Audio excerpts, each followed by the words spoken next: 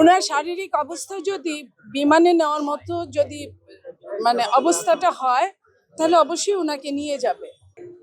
দেখেন, ওনার অবস্থা, আপনারা সারাদিন এখানে আছেন, আপনারাও জানেন ওনার অবস্থা অপরিবর্তনীয়।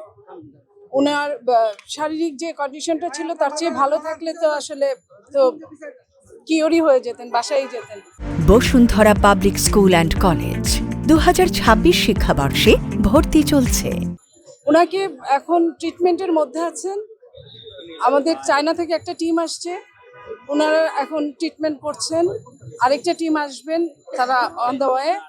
তো আপনারা, আমি বলবো আপনাদের মাধ্যমে সমস্ত দেশবাসীকে, দেশনেত্রী বেগম খালেদা জিয়া শুধু এখন আমাদের নেত্রী না, বাংলাদেশ জাতীয়তাবাদী দলের নেত্রী না, উনি সমস্ত বাংলাদেশের নেতা।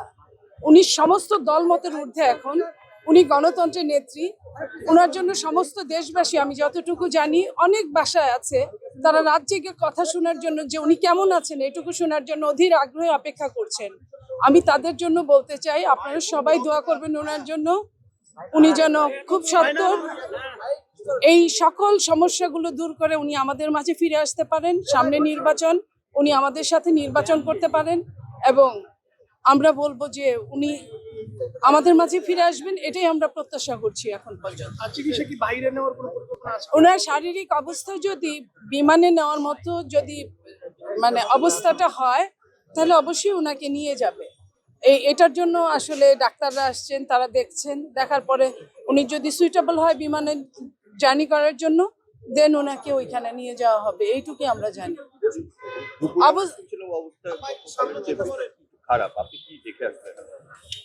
দেখেন, আমরা যেটুকু জানলাম দেখলাম, ওইখানে তো আসলে ঢুকাটা বুঝেনি যে অবস্থাটা। তো ওইখানে আমাদের যে ডাক্তার জাহিদ আছেন, আপনাদের সঙ্গে বোধহয় কিছুক্ষণ পরে উনি প্রেস ব্রিফ করবেন, উনি জানাবেন যে সর্বশেষ অবস্থাটা কি। আমরা যেটুকু জানলাম সেটুকু যে উনি আগের মতোই আছেন।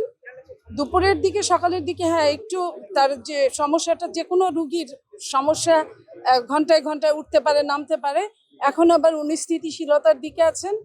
আমার মনে হয় যে আলহামদুলিল্লাহ, আমরা দোয়া করলে দোয়ার বরকতে উনি সবকিছুর ঊর্ধ্বে মহান রাব্বুল আলামিন, ওনার দয়ার বরকতে আমরা ইনশাল্লাহ আমাদের নেত্রীকে ফিরে পাবো।